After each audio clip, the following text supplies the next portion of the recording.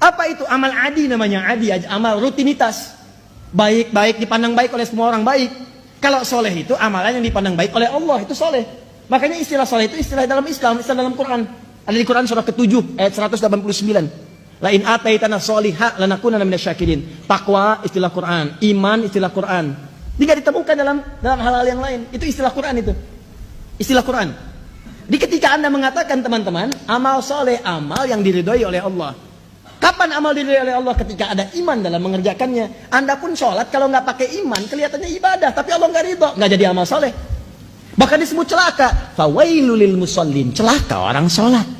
Yang sholat aja bisa celaka, apalagi yang nggak sholat. Itu kesimpulannya.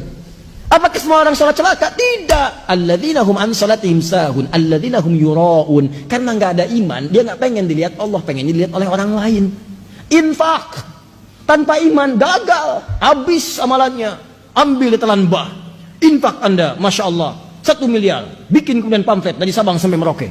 Bikin semua. Begitu dikerjakan batal amalan. Habis. Quran surah kedua ayat 264. Ya ayyuhalladzina amanu tubtilu shadaqatikum bil manni wal adha kalladzi yunfiqu malahu ria'an nas. Habis semua. Nah, teman kita ini dia lulus pada ujian yang lain tapi tidak lulus dalam aspek keimanan. Sehingga amalnya tidak menjadi amal soleh, hanya amalan rutinitas saja.